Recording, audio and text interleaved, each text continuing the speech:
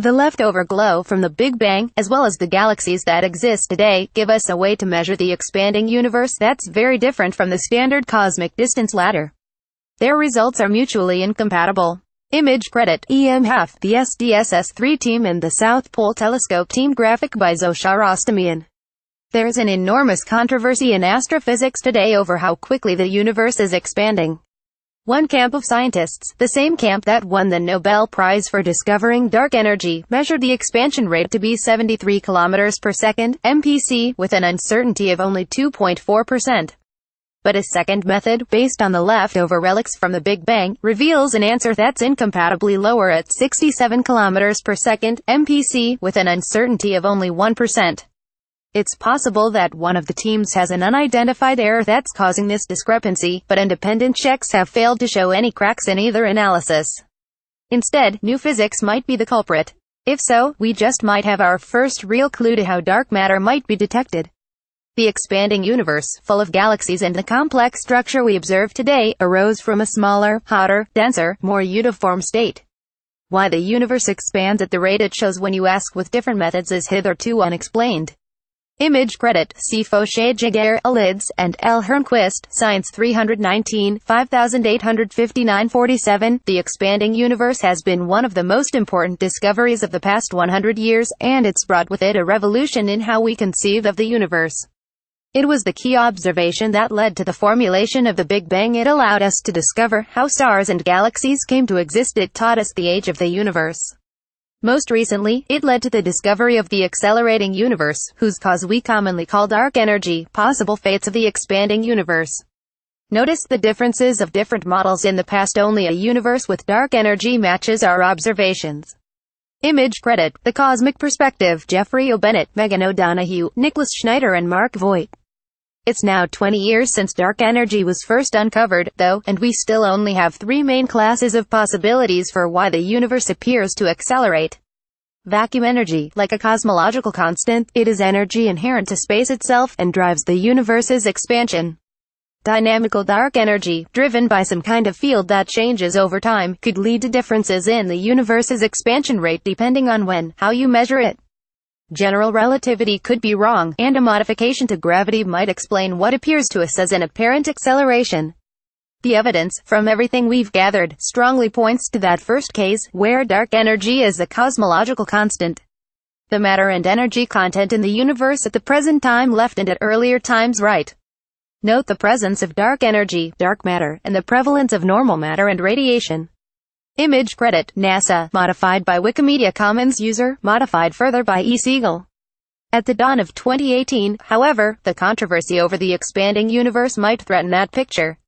Our universe, made up of 68% dark energy, 27% dark matter, and just 5% of all the normal stuff including stars, planets, gas, dust, plasma, black holes, etc., should be expanding at the same rate regardless of the method you use to measure it.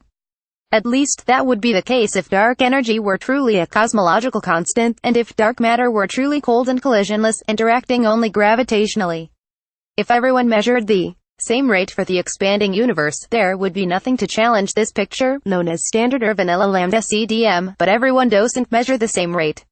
The standard and oldest method of measuring the Hubble rate is through a method known as the cosmic distance ladder.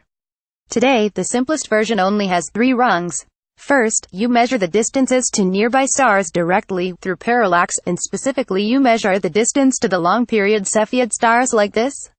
Second, you then measure other properties of those same types of Cepheid stars in nearby galaxies, learning how far away those galaxies are.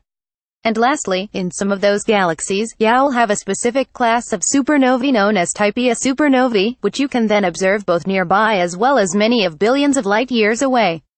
With just 3 steps, you can measure the expanding universe, arriving at a result of 73.24 plus or minus 1.74 kilometers per second, MPC.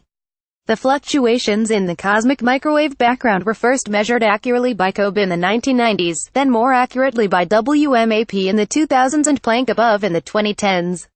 This image encodes a huge amount of information about the early universe, including its composition, age, and history. Image credit ESA and the Planck collaboration.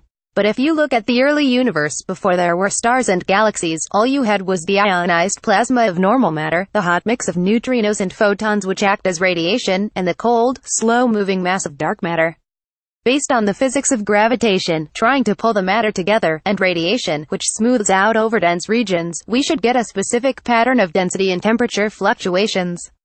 This not only shows up in the cosmic microwave background, which is the Big Bang's leftover glow, but also sets a distance scale for galaxy correlations. These methods of measuring the Hubble rate give a vastly different result, 66.9 plus or minus 0.6 kilometers per second, MPC. Modern measurement tensions from the distance ladder read with CMB green and BAU blue data. The red points are from the distance ladder method, the green and blue are from leftover relic methods. Image credit, Auborg, Eric et al. Phys. Rev. D92 2015 number 12 123516. Many new physics explanations have been floated to attempt to explain this, yet all have run into tremendous difficulties. Dark energy might not be a cosmological constant, with a specific balance between outward accelerating pressure and inward gravitating energy density, but might have a different balance. Dark energy could change over time, where it was stronger or weaker in the past. This would represent a change in the dark energy equation of state over time. There could be a contribution of spatial curvature, which represents an additional component affecting the universe's expansion rate at various scales. There could be an extra species of radiation or neutrino in the early universe, which would alter the pattern of density and temperature fluctuations that we see. Or we could add in a new type of interaction, either between dark matter and radiation, or by mixing in a new type of dark radiation into the universe, to change the physics of the early universe. It's believed that the interactions between dark matter and radiation are understood, but the possibility that there are additional interactions, or a new type of radiation, could change the story tremendously. Image credit, NASA, Sonoma State University, Aurora Simone. That last possibility doesn't have the problem of the other suggestions, which are all tightly constrained by a variety of observations. Because we know so little about dark matter, and yet because dark matter is so important to the formation of large-scale structure in our universe, any interaction that affects it could affect the density fluctuations that we see. This could impact both the scale of the cosmic microwave background and also of the galaxies that form much later.